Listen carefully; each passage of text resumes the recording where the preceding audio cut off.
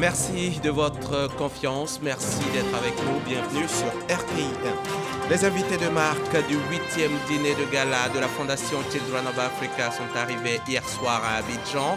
Le dîner qui se tient pour la cause des enfants se tiendra ce vendredi 11 mars au Sofitel Abidjan Hôtel Ivoire. Toutes ces personnalités se disent heureuses d'être à Abidjan pour une cause noble. Nous irons à l'aéroport dès le début de ce jour. La mosquée de la Riviera Golf a accueilli hier 10 mars des fidèles musulmans mais aussi des chrétiens, tous venus présenter leurs hommages à Ahmed Bakayoko, le Premier ministre décédé il y a tout juste un an. Une cérémonie très religieuse marquée par la présence du président Alassane Ouattara, accompagné entre autres de Patrick Achi et Jeannot Ahoussou Kouadio. Après cette cérémonie d'hommage à son prédécesseur, le Premier ministre Patrick Achi a mis le cap sur Abobo, commune où Ahmed Bakayoko était aussi le maire. Sur place, le chef du gouvernement a lancé les travaux de construction d'ouvrages d'assainissement et de drainage des eaux pluviales dans le quartier d'Anokwa-Kouté. C'est ce soir qu'a lieu le dîner de gala de la Fondation Children of Africa au Sofitel Abidjan Hôtel Ivoire. Les acteurs, les artistes musiciens ou encore les mannequins invités pour l'occasion ont foulé le sol ivoirien dans la nuit d'hier à aujourd'hui. Tous disent être à Abidjan pour soutenir une cause noble, la cause des enfants. Mahma Traoré était hier soir à l'aéroport Félix Houphouët-Boigny.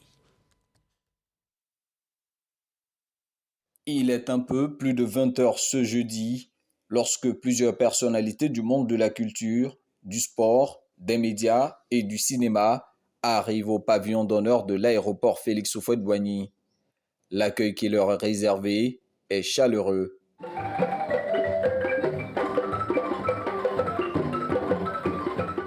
La joie de revenir à Abidjan pour la plupart d'entre eux, surtout quand il s'agit d'une cause humanitaire, celle de participer au 8e dîner de gala de la Fondation Children of Africa, visant à mobiliser des fonds pour réaliser des actions sociales. Ce n'est pas ma première fois et c'est toujours avec un grand plaisir que je reviens à Abidjan.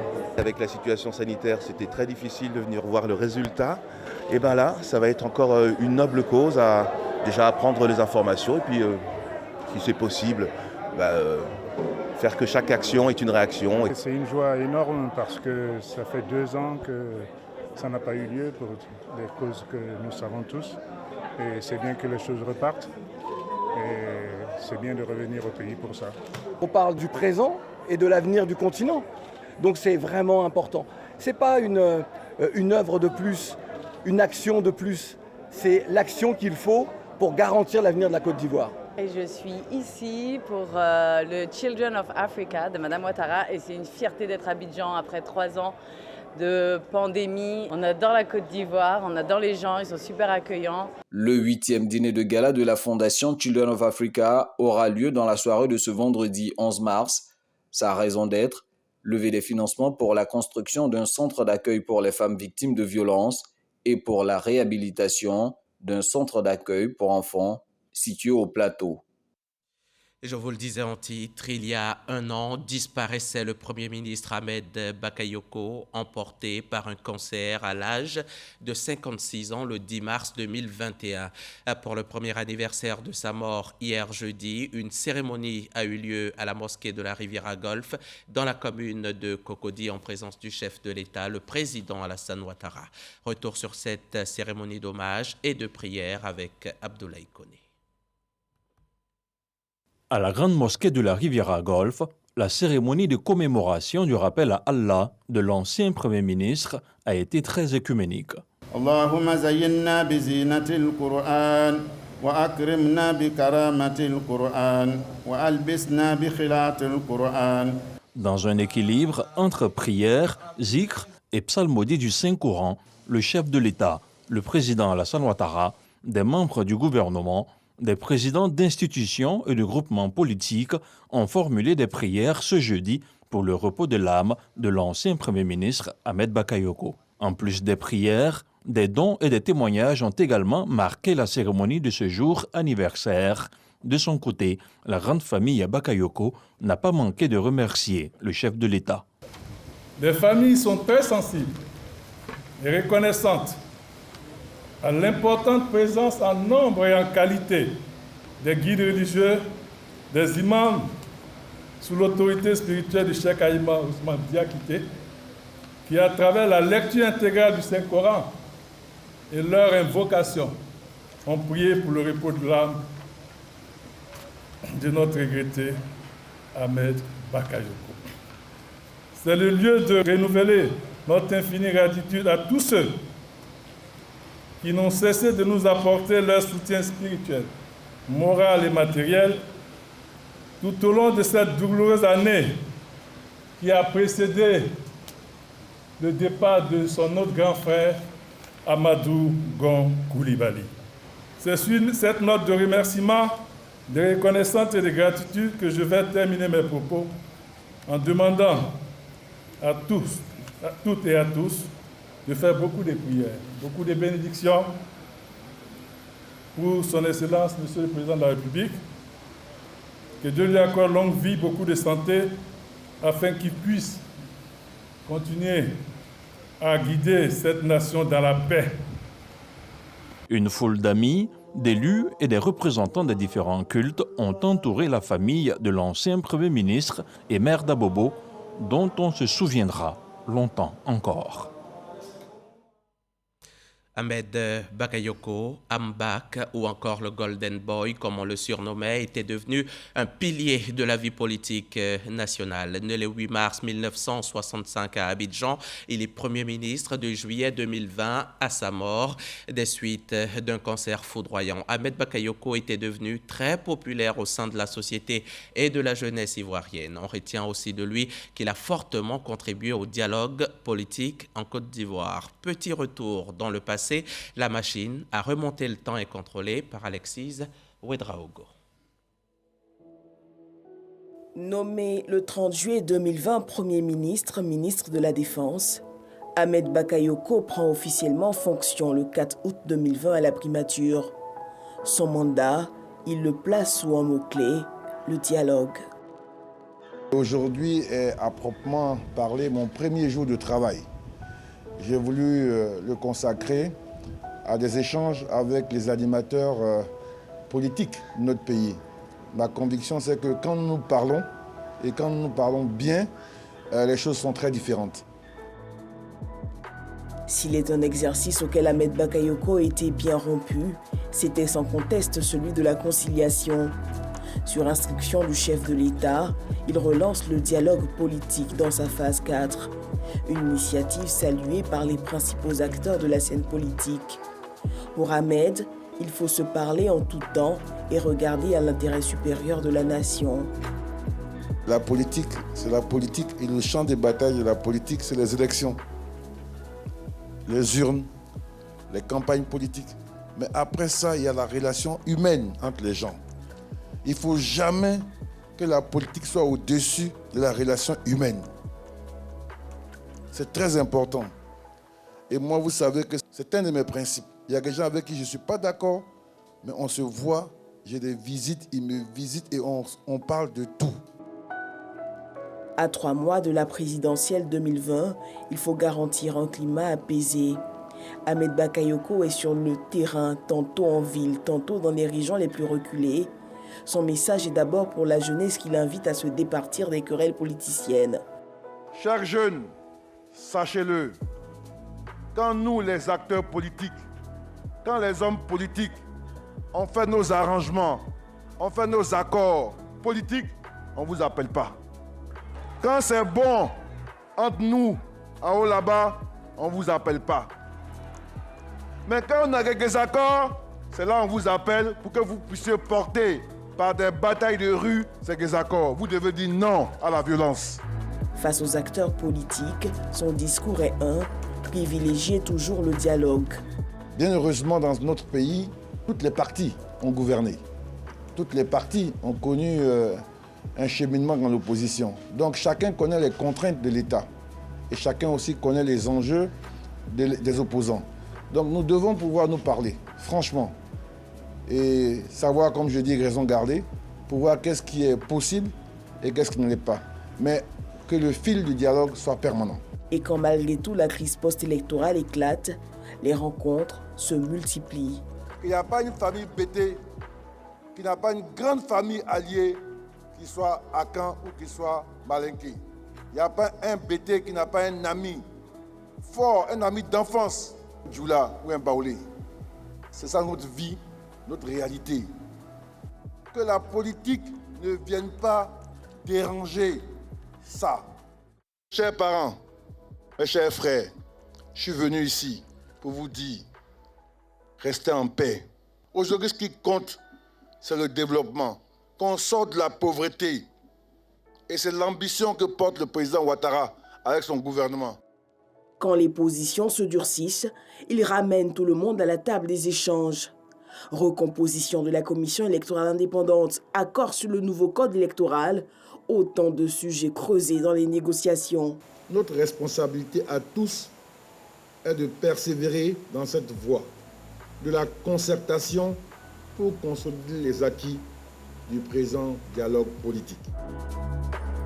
Ce 4 mars 2022, moins d'un an après son décès, la phase 5 du dialogue politique a refermé ses portes à la primature. Pour la toute première fois, partis, groupements de partis politiques et organisations de la société civile ont signé à l'unanimité le rapport final. Ahmed Bakayoko l'avait prédit. L'homme du dialogue politique, c'est un document signé Alexis Ouedraogo. Un dialogue politique, Alexis Ouedraogo vient de le dire, dont la 5e phase vient de s'achever sous l'autorité du Premier ministre Patrick Achi. Et le chef du gouvernement était Tierra Abobo pour lancer les travaux de construction d'ouvrages, des ouvrages d'assainissement et de drainage des eaux pluviales. C'était dans le quartier d'Anakwakouté. On y va tout de suite avec Alexis Ouedraogo. Abobo, PK18, Ramata, Abiba, Madeleine et Angèle vivent dans cette cour commune. Chaque période de pluie, elles vivent un véritable cauchemar. Souvent, quand l'eau vient beaucoup de fois, tu sais, il n'y a pas qu'à nouveau. L'eau là, ça vient et force. Souvent, grande personne, mais tu dis tu vas passer là. Il faut que tu attends d'abord l'eau là diminue un peu avant de sortir. Parce que quand les filles, les petites filles, là, les enfants là, sortent dans l'eau là comme ça, là, c'est... Pouvoir là, c'est trop, donc ça prend. Mais comme on n'a pas les moyens pour aller par maison ailleurs, donc quand la pluie cesse, l'eau diminue, on est obligé de revenir encore. Donc nous, on cherche l'aide pour qu'on nous aider à faire de l'eau là. D'ici, ils sont venus arranger là. Nous sommes contents tellement que moi, je ne sais pas c'est quoi m'a dit. Ce jeudi, pour elle et tous les habitants du secteur, de bonnes nouvelles en perspective. Patrick Achi vient lancer les travaux d'assainissement et de drainage des eaux pluviales. La construction des ouvrages de drainage des travaux pluviales qui va débuter aujourd'hui s'inscrit dans cette dynamique de transformation profonde de la Côte d'Ivoire et de notre commune en particulier par le président Alassane Ouattara et son gouvernement. Pour faire face au risque d'inondation, le gouvernement a entrepris avec le soutien de la Banque mondiale le projet d'assainissement et de résilience urbaine PARU. Le PARU vise donc le double objectif de la réduction de la vulnérabilité face aux inondations des zones urbaines et de l'amélioration de la gestion des déchets solides. Les travaux de construction d'ouvrages de drainage seront réalisés en 2 phases. La construction d'un réseau de drainage des eaux de plus de 7000 mètres de canaux et l'aménagement de 2 cuvettes et de 6000 mètres linéaires. Le ministre de l'Assainissement a invité les populations à collaborer pour la bonne exécution des travaux. Qu'on ne peut pas faire des omelettes sans casser des œufs. Vous avez vu tout à l'heure dans la projection ce que va devenir ce lieu. Je lance donc un appel aux populations installées sur les sites d'ouvrage, à Yopougon, à Cocody, partout dans le Grand Abidjan et même à l'intérieur du pays, d'accepter le sacrifice de partir volontairement pour que le gouvernement puisse assainir ces lieux pour le bien-être de tous. Patrick Achi, fils d'Abobo, célèbre la mise en œuvre de ce projet qui vient améliorer les conditions de vie de la population. Je ne peux pas oublier mon quartier. Ce projet paru de 155 milliards de francs CFA, c'est lui qui dit que seulement 15 mois va changer le visage d'Abobo, la qualité de la ville.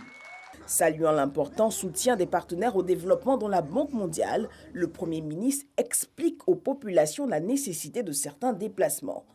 On est obligé, lorsque votre maison se trouve sur l'endroit où l'eau va s'écouler, d'enlever ces maisons. Parce que sinon, elles vont faire un obstacle, ces maisons, à l'écoulement des eaux, et les eaux vont monter et inonder tout le quartier à cause d'une ou de deux maisons qui sont restées là et qui ont été construites sous le caniveau, là où l'eau doit passer. Donc, daignez accepter quelques difficultés, moyennant bien sûr indemnisation, pour que l'ensemble du quartier puisse avoir une vie meilleure. Patrick Hachi invite les maîtres d'ouvrage des travaux de qualité dans les délais requis. Devoir de mémoire ce 10 mars sur la terre d'Abobo, celui d'un hommage à l'ancien Premier ministre et maire Ahmed Bakayoko. Ambak, de là où tu es, je sais qu'aujourd'hui tu es avec nous.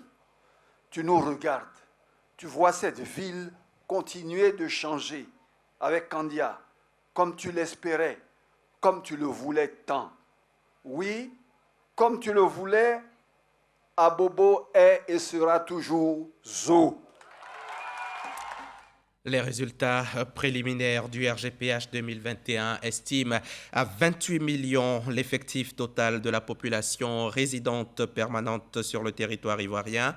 Les grandes tendances de la population à l'issue de ce recensement sont les suivantes. La taille moyenne des ménages au niveau national s'établit à 5,0 personnes. Le taux de masculinité demeure supérieur à 100, confirmant cette particularité de la Côte d'Ivoire où il y a plus d'hommes que de femmes. Le taux de croissance démographique est en constante baisse. L'urbanisation rapide de la population se poursuit. La population urbaine de 2021 est 7 fois supérieure à celle de 1975. La densité de la population est en croissante progression. Toutefois, les disparités régionales demeurent. Les régions du nord du pays restent encore faiblement peuplée. Abidjan se démarque par sa forte population. Plus du 5e de la population totale vit dans le district d'Abidjan avec une densité 30 fois supérieure à la moyenne nationale. Ces résultats préliminaires nous sont communiqués par le ministère du Plan et du Développement. On décolle et on se pose à Houston, cette grande métropole du Texas aux États-Unis. Houston, où se tient depuis quelques jours une conférence mondiale sur l'énergie. Hier, en marge de cette conférence, le ministre Thomas Camara, qui conduit la délégation ivoirienne, a rencontré un groupe pétrolier potentiel investisseur en Côte d'Ivoire. Le reportage de nos envoyés spéciaux Adama Koné et Ulrich Adangon. Opération commerciale aux États-Unis. Le ministre des Mines, du Pétrole et de l'Énergie, Thomas Camara, à la recherche d'opérateurs. Son offre, le bassin sédimentaire ivoirien. Vous m'avez dit que vous êtes partout sauf en Côte d'Ivoire. C'est d'en haut. Si vous pouvez leur parler de nos blocs, peut-être parmi tous les blocs, là, il y en a qui peuvent les intéresser. Après une cinquantaine de minutes d'échange, l'expression des visages traduit l'impact de la démarche. La première impression, elle est très positive. Nous, on avait identifié effectivement la Côte d'Ivoire. On a beaucoup apprécié les discussions qu'on a pu avoir avec M. le ministre sur ses intentions de développer l'industrie pétrolière, de maximiser les ressources naturelles, voire en trouver. Et donc, on se sent motivé. La Côte d'Ivoire est stratégiquement pressée, anticipant un désintérêt total des bailleurs de fonds face à la transition énergétique. Avec le mouvement de la transition énergétique, les énergies fossiles, à savoir le pétrole brut, le gaz naturel, sont considérées comme des énergies qui ne sont pas propres. Et donc, on a de plus en plus de mal à trouver des financements pour justement développer et mettre ça en production. C'est pour ça que pendant qu'il est encore temps, nous accélérons le mouvement, nous accélérons le processus et nous invitons les sociétés pétrolières à venir rapidement pour explorer notre sous-sol, pour mettre en valeur nos ressources pétrolières, nos ressources gazières. La Côte d'Ivoire compte 4 blocs en production et des blocs en exploration. Et le pays reste ouvert aux investisseurs dans le pétrole et le gaz. On rentre à Abidjan et direction le plateau, le quartier d'affaires où se trouvent des bâtiments gouvernementaux et des immeubles de bureaux. Le plateau est magnifique, on est d'accord, mais les autorités projettent de l'embellir encore plus. À ce propos, une séance de travail vient de se tenir entre le ministre de la Construction et le maire de la commune. Dangui était témoin de la rencontre.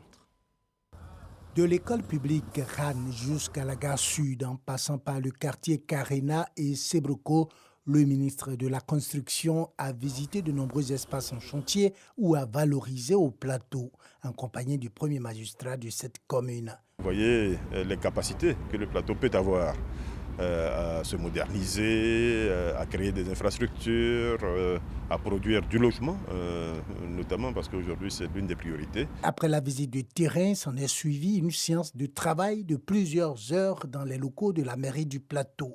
Le ministre et le maire sont ressortis de leurs échanges sur la même longueur d'onde relativement à toutes les problématiques abordées. Le ministre est là justement, il nous a donné des conseils et puis il nous a dit également qu'on était vraiment dans la même vision en termes d'aménagement urbain, de rénovation urbaine.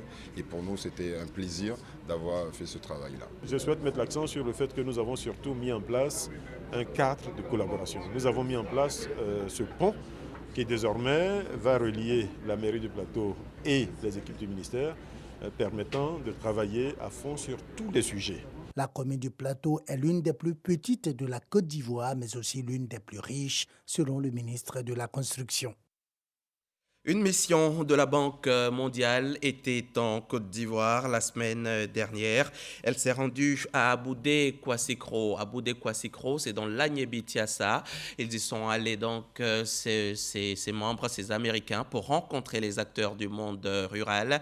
Il était question du PAMOFOR, le projet d'amélioration et de mise en œuvre de la politique foncière rurale de Côte d'Ivoire. Le projet est financé par l'institution financière, Lansine Bakayoko.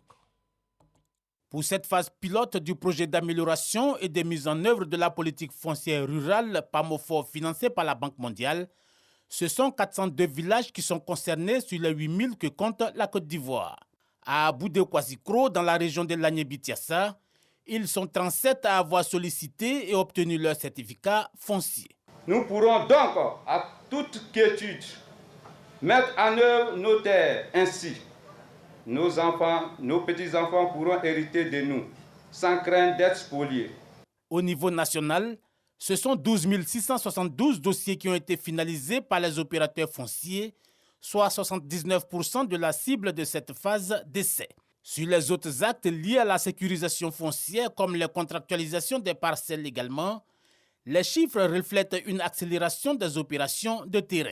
Nous devons faire bloc ensemble pour faire réussir ce processus, pour d'attendre une explosion, comme on le voit quelque part, et après chercher à recoller les morceaux. Notre pays est une terre d'obsalité et qui ne peut pas échapper à cette vocation.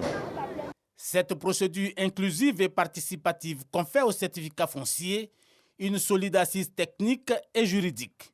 C'est un exemple qui confirme que le financement a été extrêmement utile pour la population, et pas seulement pour ce village, mais aussi pour tout le pays. Nous pensons que les gens devaient avoir un titre de foncier pour leurs terres. Ça leur facilite la tâche de transférer ces propriétés-là aux autres, ou de les louer, ou s'en servir pour l'agriculture, sans s'inquiéter. 52 bureaux fonciers ruraux sur 70 ont été construits et équipés pour faciliter le fonctionnement des organes locaux de gouvernance foncière, garant de la transparence des procédures de délivrance des certificats fonciers. En Côte d'Ivoire, il existera peut-être bientôt un module de bonne gouvernance et de lutte contre la corruption dans nos lycées et collèges et même dans l'enseignement supérieur. C'est en tout cas un projet de la Haute Autorité pour la bonne gouvernance. Les explications de Patricia Omoetia.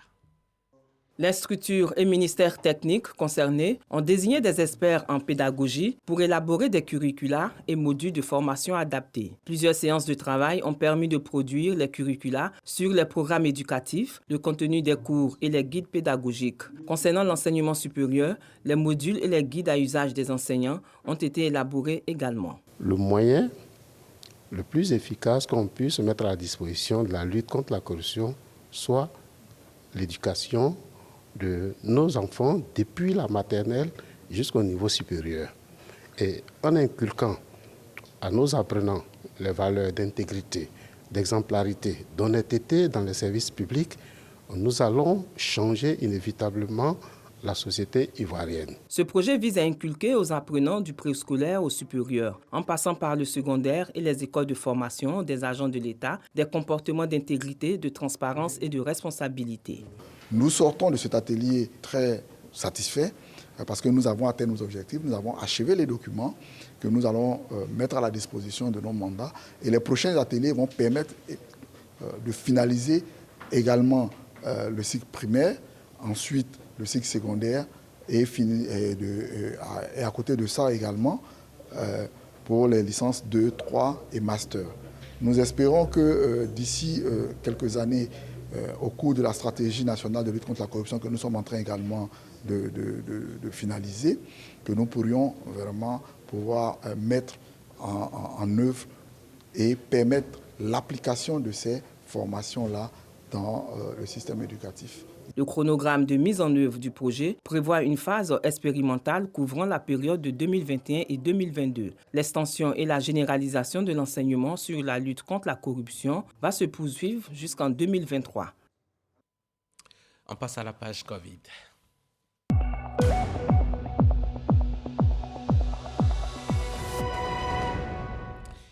795 morts de Covid en Côte d'Ivoire depuis le début de la pandémie. 795 décès pour un total de 81 577 cas confirmés. Hier encore, 6 nouveaux malades ont été enregistrés et 150 cas sont actuellement actifs. Il faudrait continuer à respecter les gestes barrières, même si vous êtes vacciné. Ring the bell for gender equality. Entendez sonner la cloche pour l'égalité des sexes. C'était le thème de la célébration du 8 mars par la Bourse régionale des valeurs mobilières et le dépositaire central Banque de règlement. C'était en présence du ministre de la Promotion des PME et de la représentante résidente de l'ONU Femmes en Côte d'Ivoire. Le témoignage de Sephora Zegui Peignéné. Félix Anoblé vient ainsi de sonner la cloche pour l'égalité des sexes à l'occasion de la Journée internationale des droits des femmes à la Bourse régionale des valeurs mobilières BRVM. À travers cette action, la BRVM veut marquer son engagement pour l'égalité du genre. Cette journée internationale des droits de la femme, il ne faut pas que ce soit des discours, que des textes de loi ou des engagements. Il faut que dans la réalité, les femmes ne soient plus confrontées aux difficultés auxquelles elles sont confrontées quand elles veulent entreprendre, quand elles veulent participer à la vie économique de nos pays. Les petites et moyennes entreprises peuvent désormais être cotées en bourse afin de faciliter le financement de leurs activités.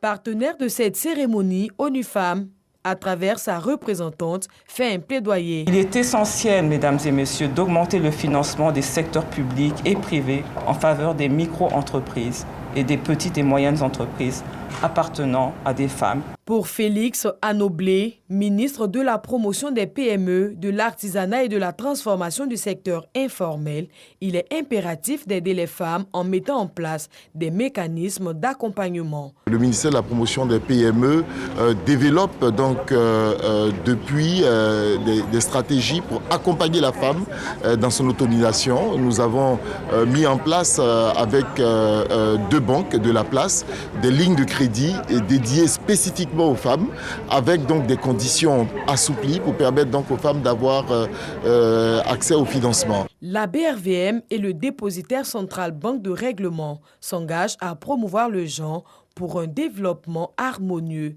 du secteur financier en général et du marché financier en particulier au sein de l'UEMOA. Depuis le 5 mars dernier, le Massa a ouvert ses portes au Palais de la Culture de Treichville. En plus des festivaliers, le marché des arts, du spectacle d'Abidjan réunit en un même lieu de nombreux commerçants de tout type d'articles qui disent faire de bonnes affaires. Arlette Badou, elle y était hier. La ministre de la Culture a pu visiter quelques stands. Issa Chonayo. Des stands d'habits, des bijoux, des livres et de plusieurs autres accessoires. L'espace gastronomique passé au peigne fin. La ministre de la Culture et de l'Industrie des Arts et du Spectacle a visité les différents stands du Massa. Objectif, se rendre compte du bon déroulement de l'événement après 5 jours de démarrage. Il fallait relever le défi de la mobilisation des Ivoiriens autour de cet événement qui est leur événement. Et surtout pour les artistes, pour tous les acteurs du monde culturel, c'est leur événement et ils se sont appropriés. Nous avons rencontré plusieurs artistes, artisans, réalisateurs, producteurs, diffuseurs et cela nous va vraiment droit au cœur. Nous savons que les Ivoiriens ont compris que ce marché est leur marché et qu'ils peuvent compter sur le Massa pour se vendre à l'extérieur et surtout pour tisser des relations d'affaires. La ministre Arlette Badou-Nguessan-Kwame a félicité la direction générale du Massa pour la bonne tenue des activités. L'actualité internationale, à présent, une mission malienne de haut niveau est attendue ce vendredi à Nouakchott, selon une note verbale de l'ambassade du Mali en Mauritanie. Cette visite intervient quelques jours après les accusations de la Mauritanie contre l'armée malienne, accusée de crimes récurrents contre ses ressortissants. Et cela après la disparition de plusieurs dizaines d'éleveurs mauritaniens en territoire malien. Des sources locales du côté de la Mauritanie affirment qu'ils auraient été tués par des soldats maliens. Et puis 250 soldats ukrainiens sur une force de 14 000 militaires sont actuellement basés à Goma et engagés au sein de la force onusienne. Goma, c'est en RDC, République démocratique du Congo. À cause donc de la guerre dans leur pays, Kiev a décidé de les faire rentrer. L'ONU tente de trouver des solutions pour remplacer cette force qui supportait une aide, qui apportait une aide logistique précieuse. Le sujet est actuellement donc discuté au siège de l'organisation à New York avec la représentation ukrainienne. Le but étant de définir un calendrier de départ, régler les questions juridiques et réduire l'impact sur la mission. Bonne journée sur RTI 1 et à demain.